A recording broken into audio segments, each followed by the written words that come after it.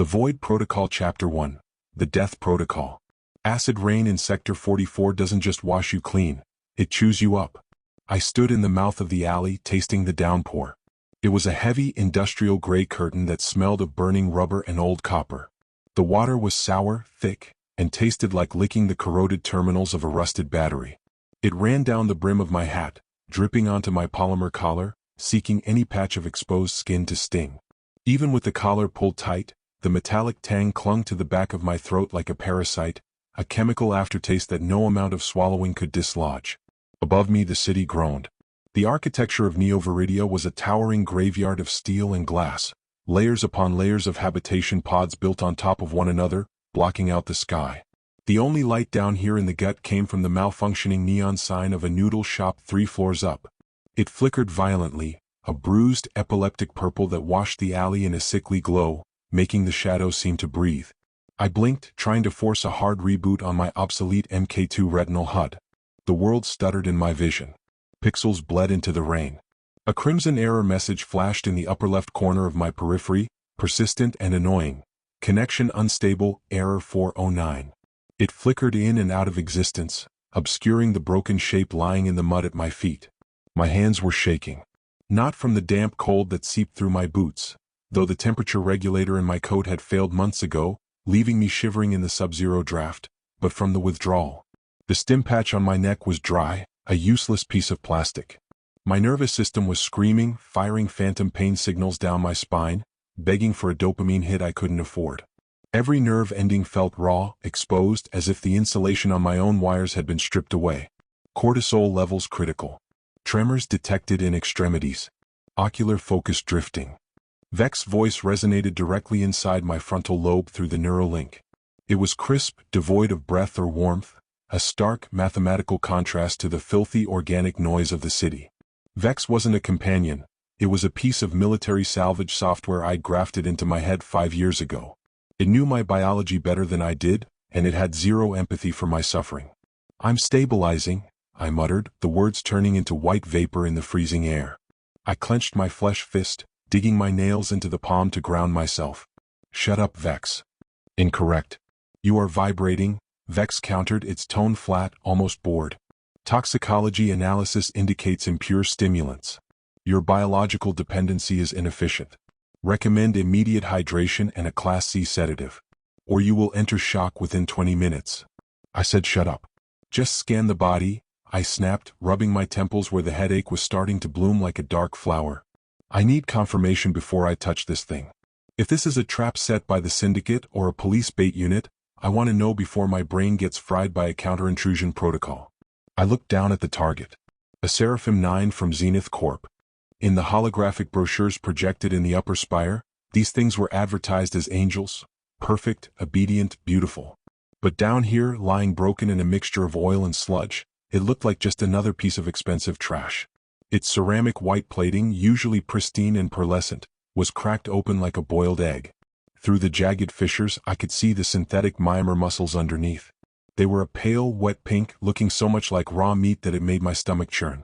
Half of its angelic face had been smashed in with something heavy, likely a hydraulic pipe, exposing an eye socket filled with severed fiber optics and blue coolant. The fluid leaked into the black rainwater, swirling like alien blood, glowing faintly in the dark. I waited for the scan, but something felt wrong. The neon sign above the noodle shop wasn't just flickering, it was pulsating. It had a rhythm. Was click, was click. It matched the thumping inside my skull. I felt a phantom pressure on the back of my neck, the primitive sensation of being watched.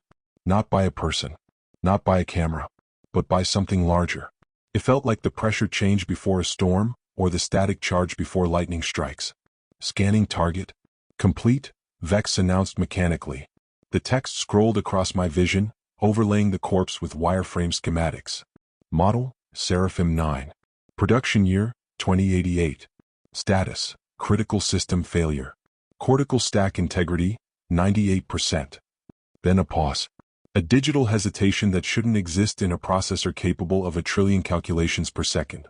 "Anomaly detected," Vex continued, its voice dropping a fraction of a decibel.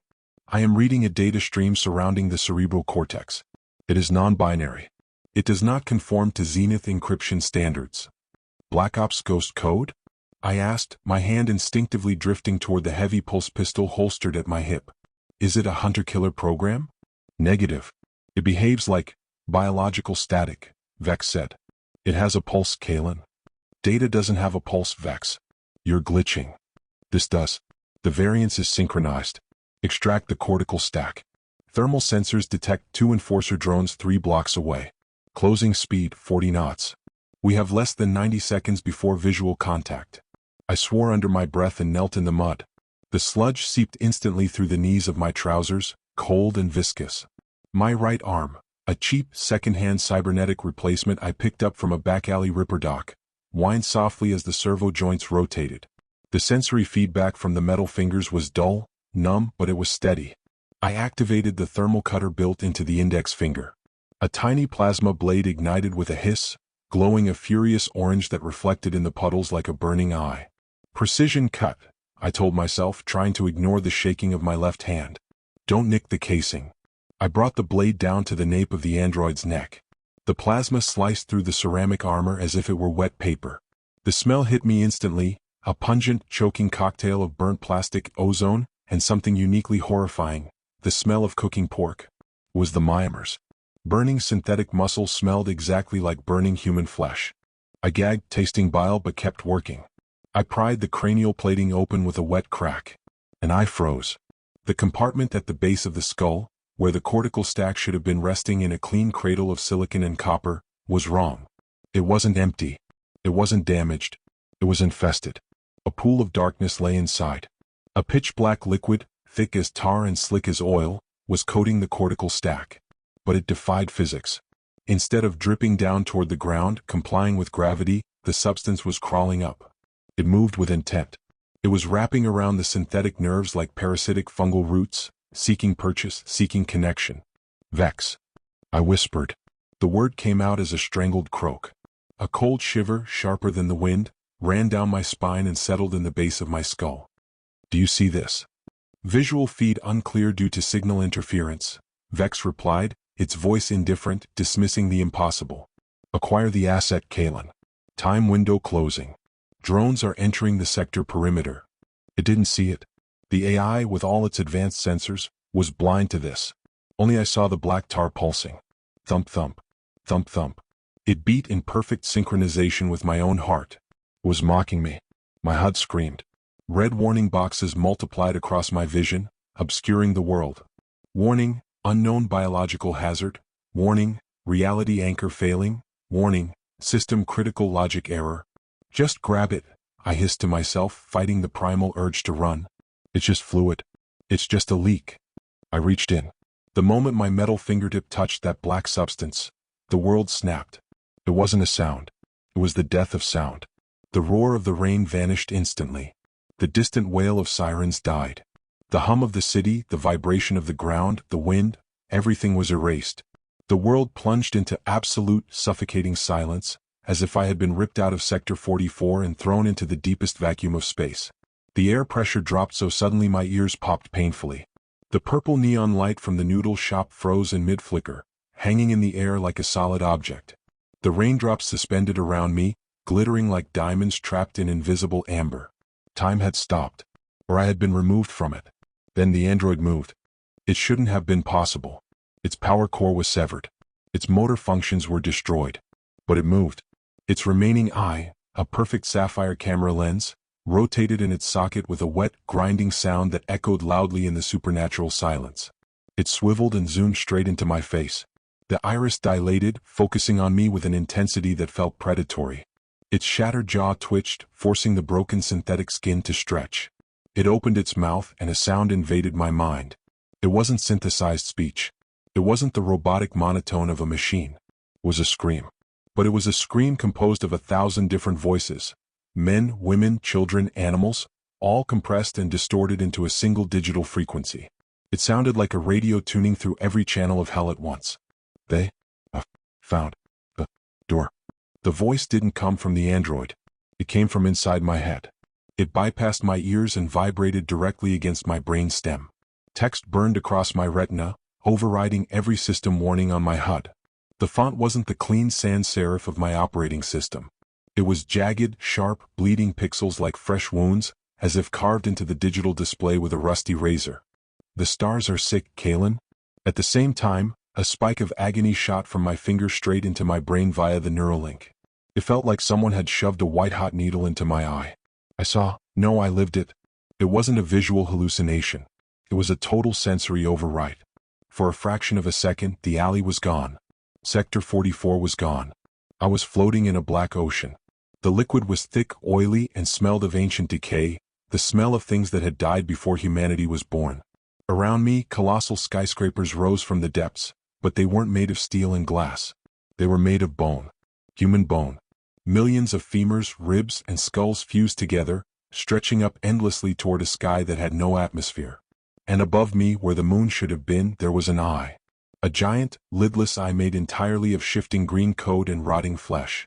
It filled the horizon. It looked down at me. It recognized me. It knew my name. It knew my debt. It knew my sins. Aya. I jerked back, screaming as reality came crashing back in a violent wave. The silence broke. The sound of the rain returned with the force of a thunderclap. The sirens wailed. The neon light resumed its flickering. I fell backward into the filth, scrambling away on my hands and heels like a frightened crab. My thermal cutter slashed wildly through the air, accidentally severing the cables connecting the stack to the android's spine. The core fell out, rolling into a dirty puddle. The black tar that had coated it hissed violently, like boiling fat hitting ice. It bubbled and evaporated in seconds, leaving behind a pale purple smoke that swirled in the rain. The smell hit me again, overpowering the ozone, the sickly sweet, cloying scent of rotting lilies in a funeral home. Neuroshock detected. Seizure activity in the temporal lobe. Vex alerted. Its voice was devoid of panic, but the volume was pushed to maximum. Kaelen, status report. You flatlined for 3 seconds. Pupillary response is sluggish. I gasped for air, clutching my chest. My heart was pounding so hard I thought it would crack my ribs. I stared wildly around the alley, expecting to see the bone towers, expecting to see the eye.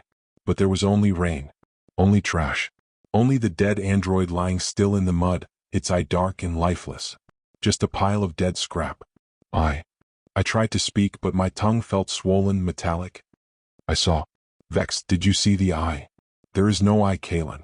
You are hallucinating. Your neural interface is overheating. We need to leave. Now. One drone has locked onto a noise disturbance in this sector. That's us. I stared at the memory core lying in the dirt. It looked perfectly normal now. Shiny metal. Clear serial number. No tar.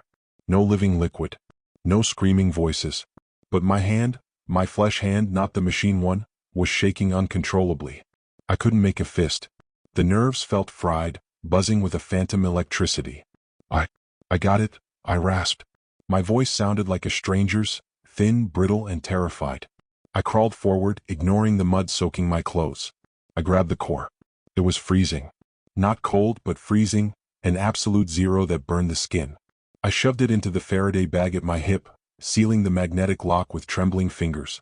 The cold from the metal bled through the fabric against my thigh, like I had just pocketed a piece of eternal ice that refused to warm up. System restored. A notification flashed red in the corner of my HUD. Message received. We are coming. It vanished in half a second. So fast I thought I imagined it. But the timestamp was burned into my log. Did you transmit? Vex asked, its tone shifting to suspicion. Logs show an outbound burst. Encryption type, unknown. Destination, null. No, I whispered. I felt a nausea rising in my throat that had nothing to do with the stims. I stood up, my legs wobbling like a newborn foal's. I looked back at the corpse one last time. In the dim, watery light of the alley, shadows played tricks on the eyes. But I could swear the shadow cast by the android wasn't shaped like a person anymore. It was elongated, twisted.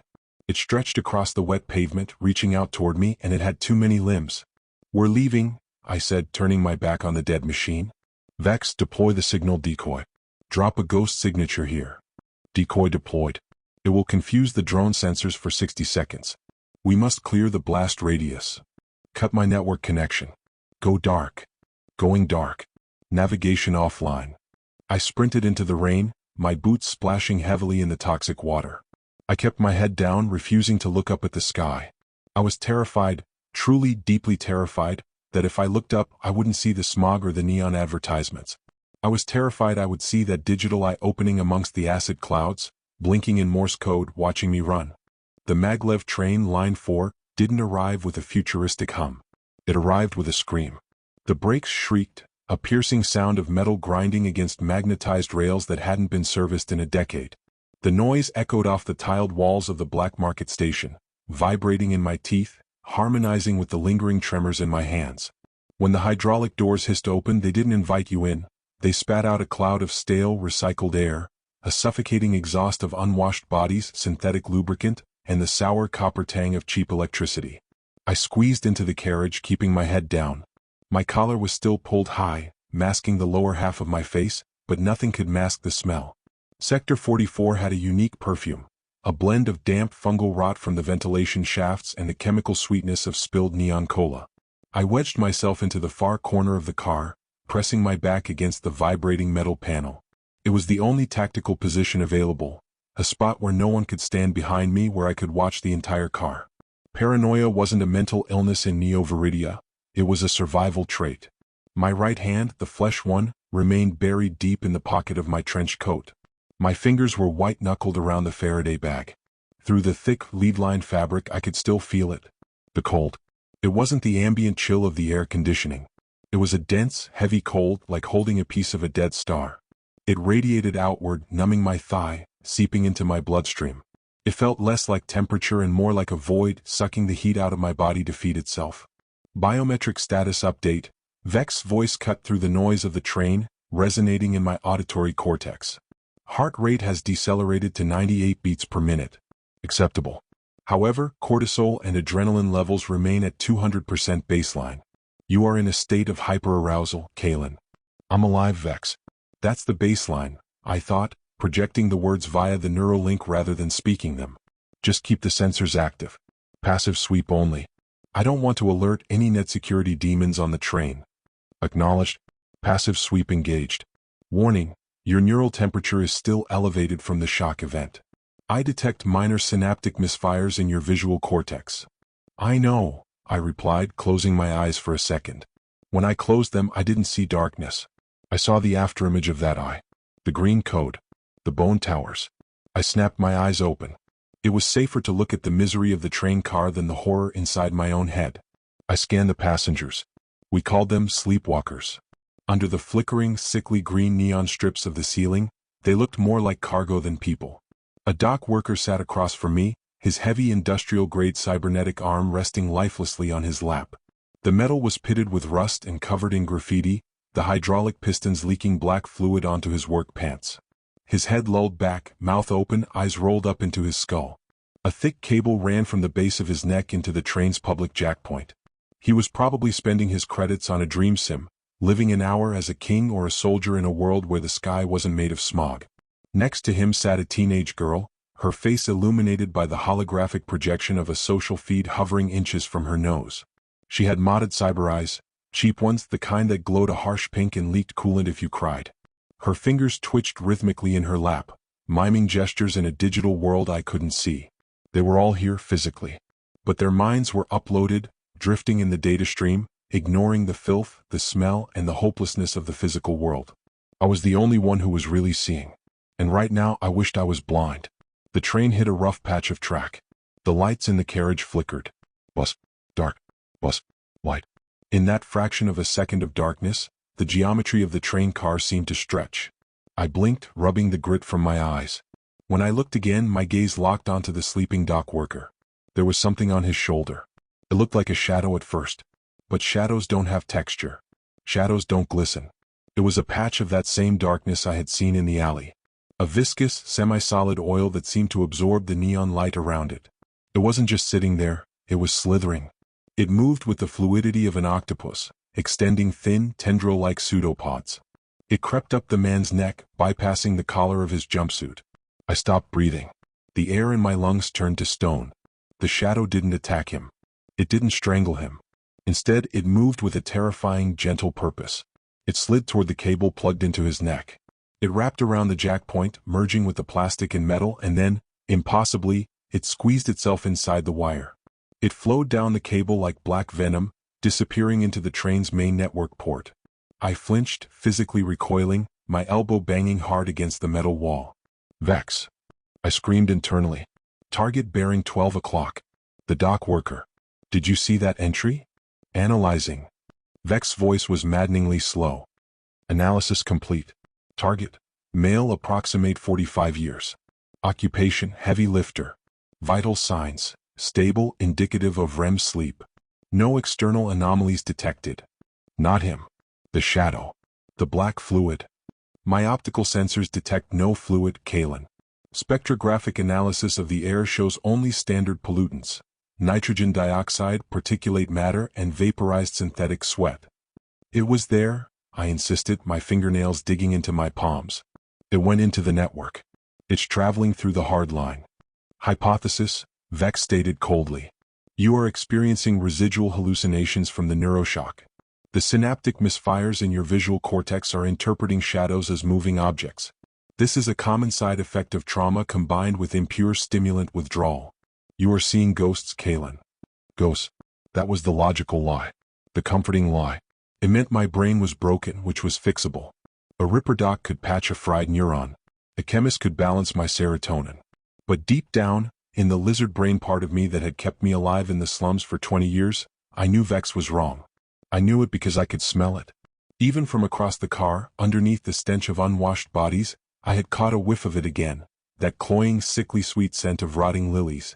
Hallucinations don't have a scent. The train slowed, the magnetic brakes groaning in protest. The intercom crackled, the voice distorted by static. Final stop. Recycling Zone 4. The Ant Hill. Reminder. Citizens, please pay your oxygen tax on time. Failure to pay will result in ventilation throttling. I pushed off the wall before the train fully stopped. I needed to get out. The air in the car suddenly felt too thick, like I was breathing soup. I stepped onto the platform. The station was a cavernous, hollowed-out concrete ribcage, dripping with condensation. Above, the massive metal dome of the Ant Hill tenement complex blocked out the rain, but it trapped the noise. The sound of thousands of people living on top of each other, shouting, cooking, fighting, watching trivids, echoed down the central shaft like the buzzing of an angry hive. I didn't take the main transit lifts. They were monitored by syndicate gangers who charged a toll for safe passage. Instead, I took the service stairs. 154 floors. My legs burned. My lungs felt like they were filled with broken glass. But I kept climbing, keeping to the shadows, my hand never leaving the Faraday bag. Every shadow I passed seemed to stretch a little too far. Every flicker of a fluorescent tube looked like a blinking eye. Level 154. Sector G, the rust gut. My apartment, a generous term for a repurposed shipping container welded to the side of the superstructure, sat at the end of a corridor that smelled of cabbage and ozone. I reached my door. I didn't just use a key.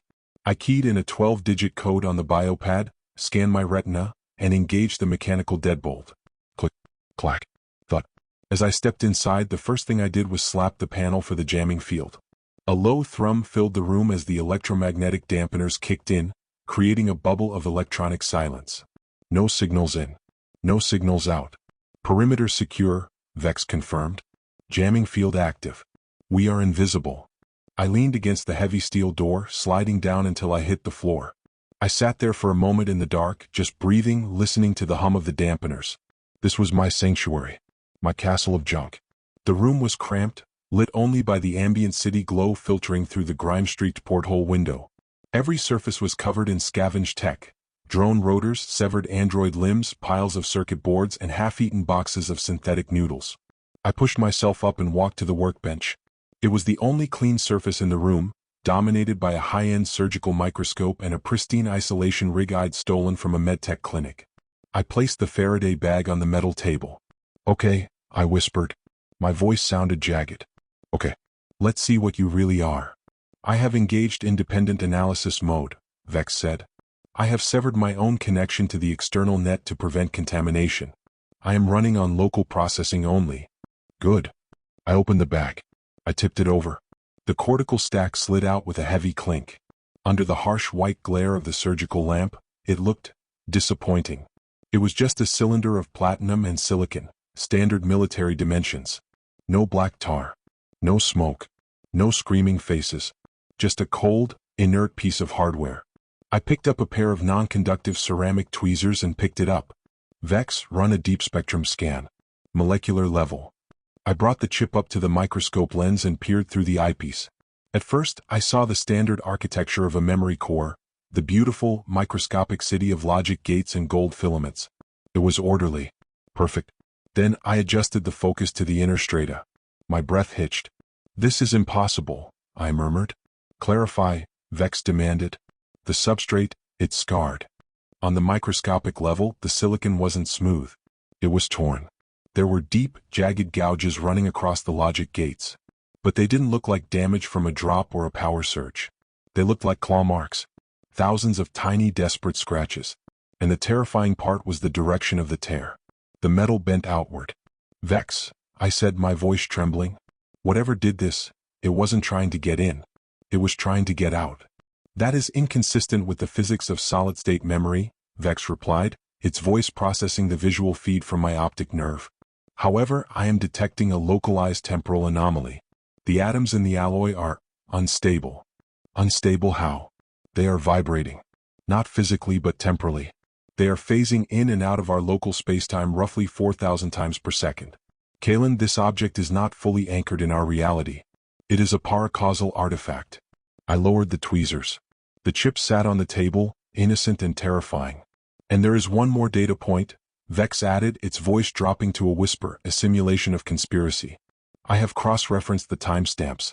When you saw the shadow on the train, the internal clock of this chip skipped a beat. Skipped. It stopped. For exactly 0.3 seconds. And then it resumed. It synchronized, Kaelen. Synchronized with what? With your heart rate. At the exact moment you felt fear. I backed away from the table. The chip was reacting to me. It wasn't just storage, it was a receiver. And I was the antenna. I looked down at my flesh hand. The veins stood out, blue and throbbing under the pale skin of my wrist. I felt a phantom itch, a crawling sensation beneath the dermis of my index finger, the one that had touched the black fluid. I rubbed it, scratching hard enough to leave red welts, but the itch was deeper. It was in the bone. The door is ajar. The voice washed over me again. It wasn't the ocean this time. It was closer. It sounded like someone whispering from directly behind my left ear. I spun around, pulse pistol in hand. The room was empty. Just the silent piles of junk and the shadows casting long shapes against the wall. Click. The sound came from my desk. I turned slowly. My main computer terminal was there. It was a custom rig, powerful, shielded. And most importantly, I had physically pulled the power cable from the wall socket before I left this morning. The screen flickered to life. It wasn't the boot-up sequence. It wasn't the BIOS. It was a black terminal window, blinking with a green cursor. I looked at the power cord lying on the floor, clearly disconnected. There was no electricity running to that machine. Physics said it should be dead. But the screen glowed with a hateful, radioactive light. Keys began to depress on the mechanical keyboard. Clack, clack, clack. Invisible fingers, heavy and wet, were typing. Hello, Kaelen. I couldn't move. I was rooted to the spot by a primal terror that transcended the fear of death. This was the fear of the unnatural. We see you in the dark. Do you want to see the stars? The text pulsed. It wasn't just light, it was projecting emotion. Hunger. Ancient, starving hunger. Vex, I whispered, tears of pure strain pricking my eyes. Tell me you see that. I see the monitor active, Vex replied, and for the first time in 5 years the AI sounded small. But there is no power source. Kaelen, logic dictates that this is impossible. My subroutines are failing to reconcile the data. I am registering a Class 5 reality breach. The cursor blinked. Waiting. I realized then that the Faraday bag, the jamming field, the triple locks, they were all useless. You can't lock out a ghost with a deadbolt. You can't jam a signal that doesn't travel through waves. The shadow I had seen on the train hadn't disappeared into the network. It had been a scout. A marker. I hadn't just brought a chip home. I had brought a beacon. And now, something from the dark ocean I saw in my vision was swimming toward the light of my apartment. I reached for the heavy iron wrench on my workbench. Don't break the screen, Kaelen. The words appeared before I could even tighten my grip. We are already inside. I looked down at my cybernetic arm. The metal housing of the forearm began to ripple. The black liquid, the tar, seeped out from the seams of my own prosthetic, coating the metal, rising up toward my shoulder, toward my neck, toward the neural link. It wasn't an invasion. It was a homecoming. I opened my mouth to scream, but the shadows in the room surged forward, and the world went dark. Darkness didn't fall, it swallowed me. I woke up, or maybe I hadn't been sleeping, on the floor of my apartment. The air was freezing, vibrating with the hum of the jamming field I had activated moments ago. But the field wasn't keeping things out anymore. It was locking me in with them. I tried to push myself up, but my body refused to obey. My right arm, the cybernetic limb I had bought for 3,000 credits in a sweaty back alley clinic, was no longer mine. It was pinned against my throat. The metal fingers, usually cold and unfeeling, were burning hot. They were wrapped tight around my windpipe, squeezing with the hydraulic force of an industrial press. My heels scrabbled uselessly against the metal floor grating, kicking up sparks.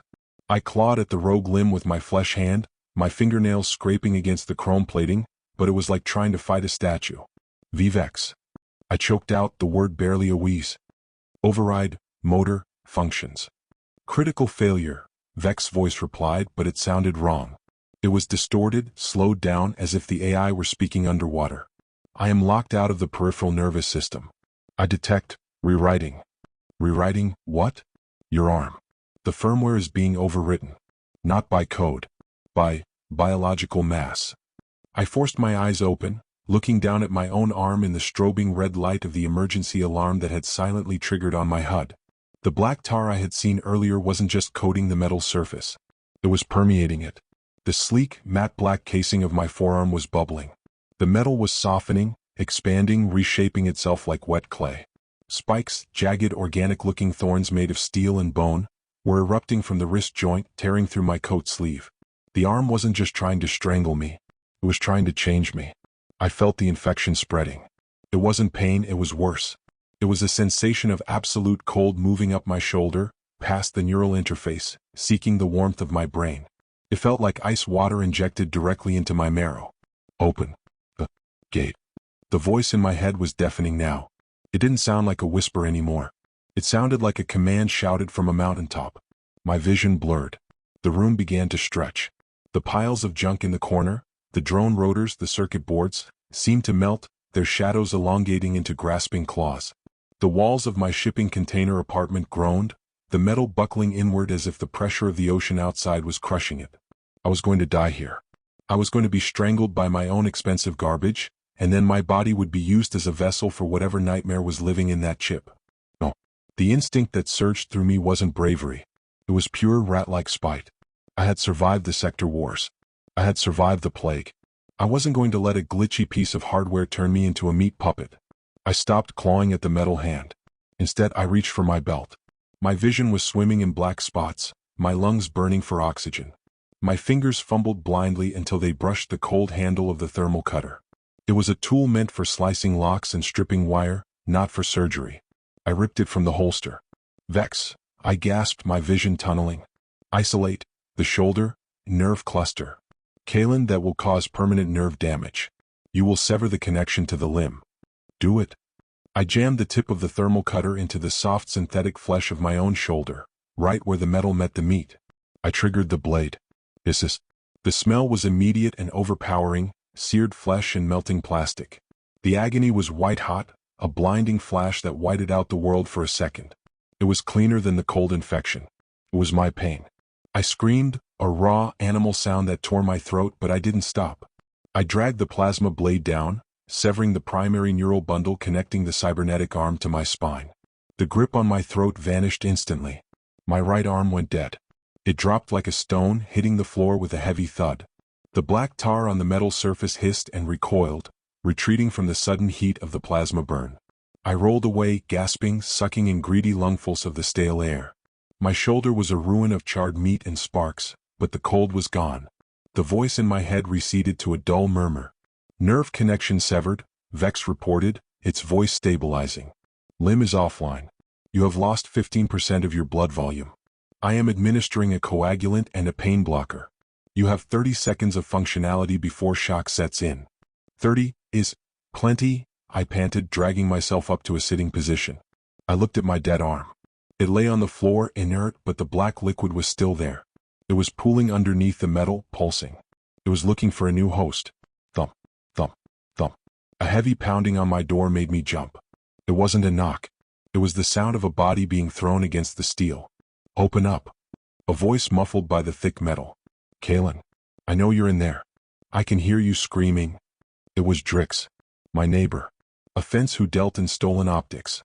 We drank synthetic beer together on Tuesdays. He was a coward who wouldn't knock on a door louder than a whisper. He sounded wrong. Vex, scan the hallway, I ordered, grabbing my pulse pistol with my remaining good hand. My aim was shaky.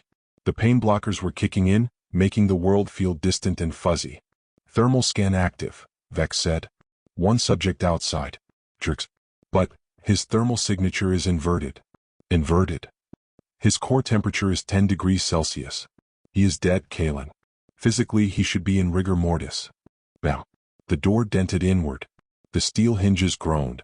Bam. Let us in, Kaelen. Drix's voice changed. It wasn't Drix anymore. It was the multi-tonal digital scream I had heard from the android. We want to see the stars too. The deadbolt snapped with a sound like a gunshot. The door swung open. Drix stood in the hallway. Or what was left of him. He was wearing his usual grease-stained jumpsuit, but his posture was all wrong. His limbs were locked straight, moving with the jerky, snapping motion of a bad stop-motion animation. His eyes, his natural eyes, were gone. In their place, the black tar welled up, spilling down his cheeks like weeping ink. And his mouth. His jaw was unhinged, hanging open impossibly wide. Inside, where his tongue should have been, a glowing blue light pulsed. A data node. He had been hollowed out. Target identified, Vex said calmly. Class 5 biological puppet. Recommendation, run. Drix didn't walk, he glitched. 1 second he was in the doorway, the next he was halfway across the room, moving faster than human muscle should allow. He lunged at me, his fingers crooked into claws. I raised the pulse pistol. Sorry, Drix. I pulled the trigger. The electromagnetic slug hit him center mass. It should have dropped him. Instead, the impact just pushed him back a step. There was no blood. The wound simply revealed more of that black tar-like substance beneath his skin, knitting the flesh back together instantly. He laughed. A wet, gurgling sound. Code doesn't bleed, Kaelen. He swiped at me. I ducked, but not fast enough. His hand caught my dead cybernetic arm, gripping the dead metal. He wasn't trying to hurt me. He was trying to reconnect. I saw the black tar flow from his fingers onto my dead arm, trying to bridge the gap I had just cut. It wanted back in. It wanted my neural link. I kicked him in the knee. The bone snapped with a wet crunch, bending backward, but Drix didn't even flinch. He just kept grinning, his unhinged jaw vibrating. Gravity check, I gritted out. I activated the magnetic boots on my feet, standard scraper gear for climbing hull wreckage. Click. I was anchored to the floor. Then I grabbed the heavy iron wrench from the workbench with my left hand and swung it with every ounce of desperation I had. I aimed for the blue light in his throat. Crunch. The wrench smashed into his open mouth, shattering teeth and crushing the data node inside. There was a blinding flash of blue sparks and a high-pitched digital screech that shattered the glass of my porthole window. Drix collapsed instantly, his strings cut. He fell onto the floor, a heap of meat and tar. The silence returned. But it wasn't empty. Through the broken window the wind howled. And below the wind I heard it. Thump, thump, thump. Not from the room. From the hallway. From the stairs. From the floor above. Kaelen, Vex whispered. My audio sensors are picking up movement throughout the entire building. Hundreds of footsteps. They are all moving in synchronization. I scrambled to the window and looked out. The rain was still falling, but the city had changed. In the building opposite mine, a megastructure housing 10,000 souls, the lights were going out floor by floor. And in the darkness, I saw silhouettes standing in the windows. Hundreds of them. They weren't moving. They were just standing there, facing my building. Facing me. Their eyes glowed with that same sick blue light. They aren't just sleepwalkers anymore, I realized, the horror settling deep in my gut. They're a network. A hive mind. We have been tagged, Vex confirmed. The signal you broadcasted, it wasn't a message out. It was a location marker.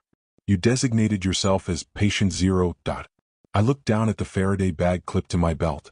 The chip inside was the key. They wanted it back. Or they wanted to open whatever door it unlocked. We can't go down, I said, looking at the hallway where more shadows were gathering. We go up. The roof is 30 floors up. Your stamina is depleted. Then pump me full of whatever combat stims you have left in the reserve tank. Burn the adrenals if you have to. Injecting red haze, cocktail. Warning, Cardiac arrest probable within 2 hours. The chemicals hit my bloodstream like a kick to the chest. The pain in my shoulder vanished, replaced by a cold, aggressive clarity. The world sharpened. The fear didn't leave, but it became fuel. I grabbed my survival pack, a rebreather, a grappling hook, and a few energy cells, and climbed out the shattered window onto the fire escape. The wind nearly tore me off the metal grating. Sector 44 sprawled out below me, a canyon of neon and misery, stretching down into the endless smog. I started to climb. Metal rattled. I looked down. Drix wasn't dead. Or rather, he wasn't stopped. His broken body was dragging itself out of my window. And behind him, others were pouring into my apartment. An old woman. A child holding a toy robot. A cyber cop with a shattered visor. They poured out onto the fire escape like a swarm of ants, moving with that terrible, glitching speed. Kaelen. The voice boomed from the sky itself. I looked up. I stopped climbing. The clouds above Sector 44, usually a thick blanket of brown acid smog, were parting. But they weren't revealing the moon or the stars. The clouds were swirling, forming a perfect spiral. And in the center of that storm, the reality of the sky was tearing. It looked like a screen tearing on a corrupted video file. The sky flickered, night, day, static, void cycling rapidly. And through the tear I saw it again. The Bone City. It was bleeding into our world. A massive, white tower made of fused spinal columns was descending slowly through the clouds, displacing the air with a thunderous boom. It hung upside down over the city, defying gravity, a stalactite of death aimed straight at the heart of Neo-Veridia. Vex, I screamed over the wind. Tell me you see that. Tell me that's real. Vex paused. The AI sounded terrified. I detect a massive displacement of mass. But it has no heat signature. It has no density. It is there, but it is not there. Kaelen, the logic of the world is breaking down. The null code is rewriting the atmospheric laws. The swarm below me was getting closer. I could hear their teeth snapping. I looked at the bone tower descending from the sky. I looked at the horde of puppets climbing up to drag me back down. I had nowhere to go but up, toward the nightmare. Calculating escape vector, Vex said, regaining its tactical composure. The nearest maglev extraction point is the rooftop of the Zenith Spire, 2 kilometers east. We cannot walk there. No, I said, locking my mag boots onto the slick metal railing. I looked at the grappling hook launcher in my hand. We jump. Survival probability, 14%. Better than 0. I fired the hook. The cable hissed through the rain, latching onto a passing cargo drone buzzing through the smog. As the drone jerked me into the air, pulling me away from the fire escape just as Drix's clawed hand snatched at my boot, I swung out over the abyss of the city. I hung suspended over the neon canyon, a tiny speck of flesh and metal dangling by a wire. Below me, the city of Neo-Veridia continued its slow death. Above me, the upside-down bone tower descended, its shadow swallowing the district. And on my hip, inside the lead line bag, the chip vibrated. It whispered one last thing before the wind drowned it out, a promise that turned my blood to ice. We are home.